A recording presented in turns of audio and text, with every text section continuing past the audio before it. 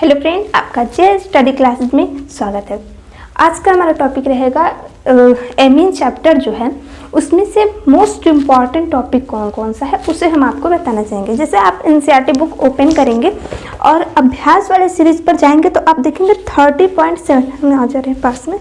देखिए ये जो है 30.7, ठीक है, इसमें क्या है कई सारे इंपॉर्टेंट रिएक्शन है। ये सारे के सारे बोर्ड के लिए बहुत ही इंपॉर्टेंट है, ठीक है। तो उसे हम आज कवर करेंगे। उसमें से केवल हम आपको 2 रिएक्शन बताएंगे, जो कि है फर्स्ट रिएक्शन हम आपको बताएंगे कार्बिल एमीन अभिक्रिया क्या है। कार्बिल एमीन अभिक्रिया, ठीक है, कार्बिल एमीन अभिक्रिया क्या है इसे हम बताएंगे। और दूसरा हम बताएंगे हॉफमैन ब्रोमोएमाइड अभिक्रिया क्या होता है, ठीक है। तो इसमें से देखिए कार्बिल एमीन अभिक्रिया क्या होता है। अब नाम से हमें स्पष्ट करना होगा कि कार्बिल एमीन अभिक्रिया क्या होता है। देखिए इसमें जो परिभाषा है उसको लिखना आसान है, लेकिन रिएक्शन जो है मेन वो इम्पॉर्टेंट होता है, ठीक है। तो इसमें देखिए कार्बिल एमीन आ रहा है। कार्बिल से क्या आपको स्पष्ट हो रहा है, कार्बिल का मतलब लग रहा है कार्बन से रिलेटेड है, ठीक है, कार्बन से रिलेटेड होगा। अब एमीन है तो एमीन में हम क्या करते हैं, एमीन का मतलब क्या हुआ NH2 रहता है तो एमीन लिखते हैं, और NH3 रहता है तो हम क्या लिखते हैं, अमोनिया लिखते हैं।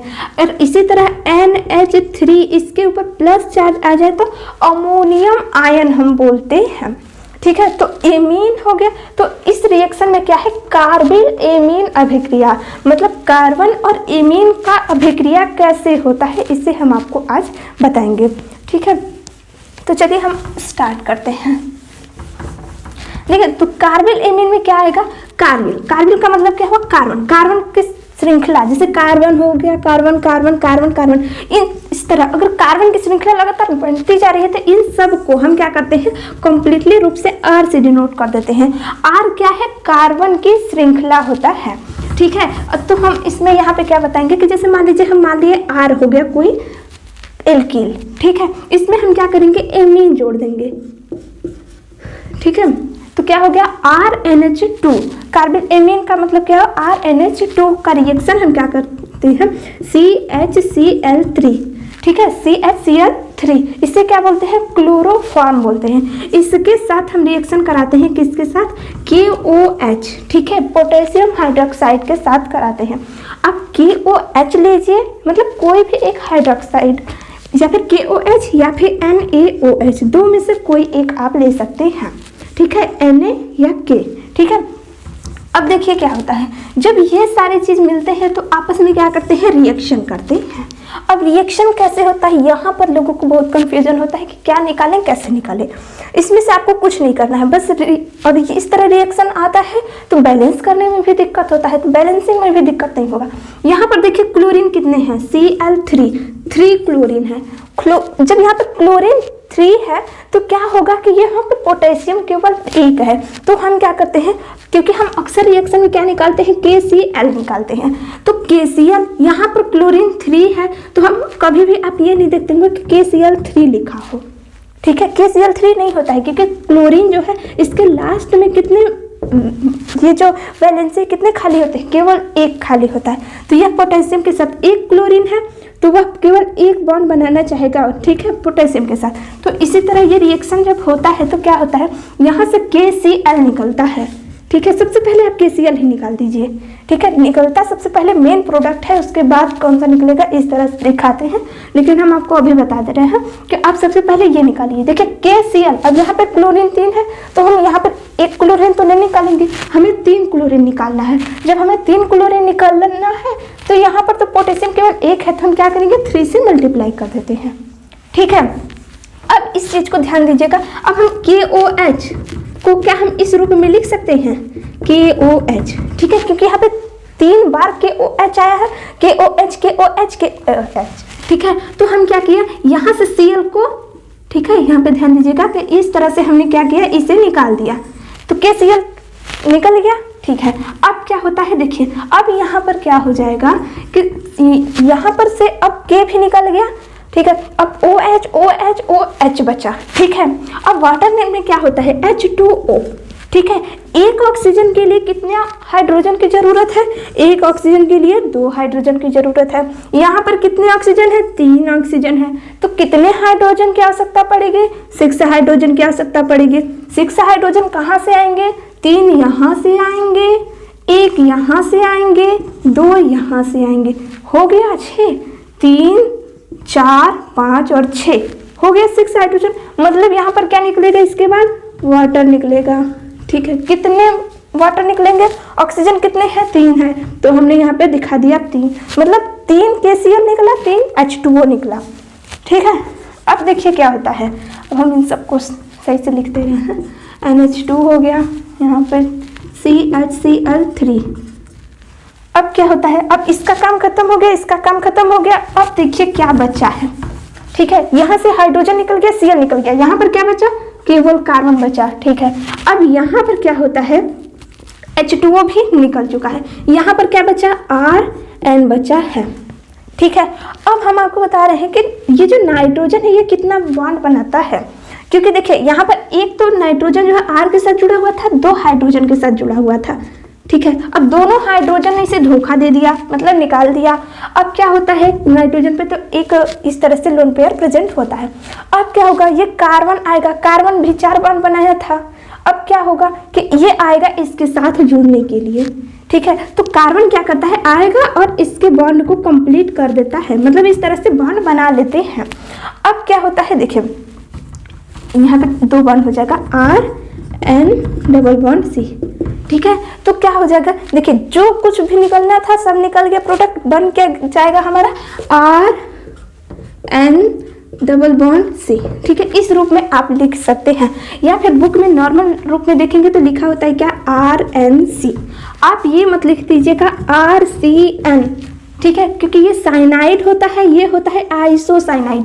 साइनाइड और आइसोसाइनाइड के कंफ्यूजन के लिए आपको ये रिएक्शन दिया जाता है कि कार्बन एमीन अभिक्रिया में क्या होता है कि अक्सर बच्चे क्या लिखते हैं? RCN लिख देते हैं। सारा रिएक्शन करने के बाद मेन प्रोडक्ट ये होता है और इसे गलत कर देते हैं और आपका नंबर कितना आ जाता है? 0।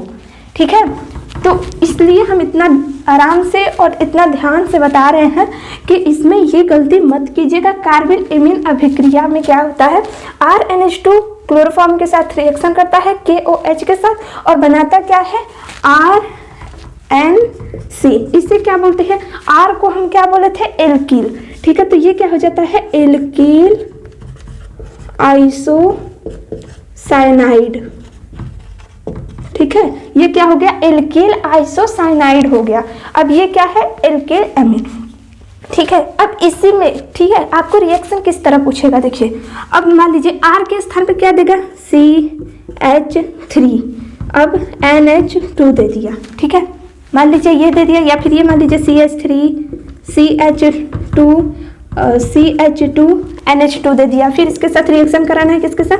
CHCl3 के साथ और KOH के साथ प्रेजेंट हो गया। अब क्या होगा? रिएक्शन होगा, बस कुछ भी नहीं देखना। 3 KCl है, 3 क्लोरीन है, 3 यहाँ पर पोटेशियम हो जाएगा, निकलेगा क्या? 3 KCl। ठीक है, अब क्या निकलेगा? अब यहाँ पर 3 ऑक्सीजन है, हाइड्रोजन भी कितने निकलेंगे? 3 हाइड्रोजन, मतलब H2O निकलेगा। फिर क्या होगा? अब इस R के स्थान पर जितने कार्बन है सब जुड़ेंगे, क्या बनेगा? प्लस करके CH3 CH2 अब यहाँ पर नाइट्रोजन है, नाइट्रोजन यहीं पर जुड़ा रहेगा। अब यहाँ पर क्या हो जाएगा? कार्बन आकर के ये वाला जुड़ जाएगा। इसी तरह रिएक्शन बहुत सारा पूछेगा। अब क्या करेगा? देखिए बुक आपके एग्जाम में क्या करता है, कभी कभी ये 1 नंबर में भी पूछ देता है। तो कैसे पूछेगा? आपसे कह के देगा कि उसमें दे देगा कि हम यहाँ पर रिएक्शन करा ही दे रहे हैं। यहाँ पर मान लीजिए ए दे दे। ठीक है, ए है, ए ने रिएक्शन किया क्लोरोफॉर्म के साथ और क्लोरोफॉर्म और KOH के साथ रिएक्शन किया। ठीक है, ए है जो इसके साथ रिएक्शन किया और प्रोडक्ट में क्या देगा? प्रोडक्ट में मान लीजिए दे दिया क्या? KCl H2O plus CH3NC। ठीक है, अब पूछ देगा कि ए क्या है, तो आपको ये अनुमान लगा लेना पड़ेगा कि N के आगे जितने कार्बन होंगे यहाँ पर लगे हुए थे और ये चीज निकल कर बाहर गया। ठीक है, मतलब समझ रहे हैं कि इसी क्वेश्चन को कितने बार किस तरह से घुमा सकता है। अब कभी क्या करेगा, ए प्रोडक्ट दे देगा और मान लीजिए यहाँ पर, या फिर कुछ भी दे दे, ए दे दे और यहाँ पर बी दे दे, ठीक है। कभी क्या होता है कि यहाँ पर मान लीजिए CH3NH2 दे दे और यहाँ पर गायब कर दे और पूछ ले यहाँ पर ए क्या होगा, ठीक है। मतलब कंफ्यूजन करने के लिए इस तरह से क्वेश्चन बनाए जाते हैं। तो कार्बाइल एमीन अभिक्रिया इसी तरह से सॉल्व होता है, ठीक है। तो अब इसे आप नोट कर लीजिए, फिर हम हटा दे रहे हैं इसे। चलिए नेक्स्ट रिएक्शन है हाफमैन ब्रोमोएमाइड अभिक्रिया। हाफमैन ब्रोमोएमाइड अभिक्रिया क्या होता है, बहुत ही सिंपल है वो भी, अब इसे हम बता दे रहे हैं, ठीक है। हाफमैन ब्रोमोएमाइड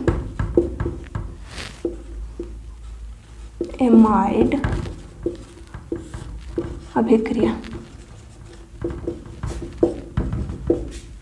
हाफमैन ब्रोमोएमाइड अभिक्रिया क्या होता है, इसमें आया ब्रोमोमाइड, ठीक है। देखिए नाम से क्या स्पष्ट हो रहा है, ब्रोमोमाइड। ब्रोमो का मतलब क्या हुआ, ब्रोमीन आएगा, ठीक है। अब ब्रोमीन कितना आएगा, 2 बार आता है, ठीक है। और इसका भी रिएक्शन हम किसी क्षार के साथ कराते हैं, KOH लीजिए या फिर NaOH लीजिए, ठीक है, NaOH, ठीक है। अब क्या होता है, अब आया है हाफमैन ब्रोमोअमाइड। अमाइड क्या होता है, अमाइड होता है C के साथ डबल बॉन्ड O लगा हो, यहाँ पर NH2 लगा हो, इधर कार्बन की श्रृंखला लगा हो, इससे हम क्या कहते हैं, इससे, ठीक है, इससे केवल कहेंगे अमाइड। और इसके आगे कोई R ग्रुप लग जाए कार्बन की श्रृंखला तो इससे क्या कहते हैं, एल्किल अमाइड, ठीक है।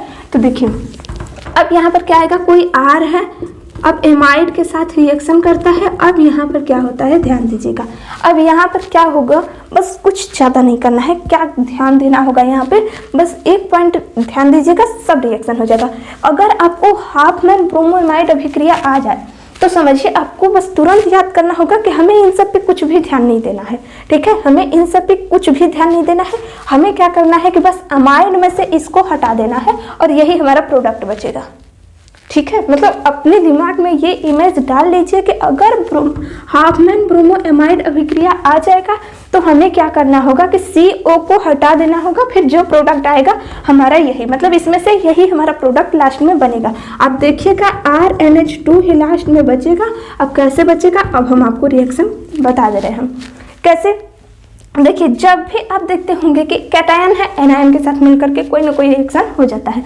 जैसे वहाँ पे पोटेशियम के साथ क्लोरीन मिल गया, रिएक्शन अलग हो गया, ठीक है, रिएक्शन से क्या हुआ, अलग हो गया। इसी तरह यहाँ पे सोडियम है, ब्रोमीन के साथ अलग हो जाता है, तो क्या बना लेगा, NaBr, ठीक है, NaBr। 2 बार ब्रोमीन है तो हमने यहाँ पे 2 बार लगा दिया, ठीक है।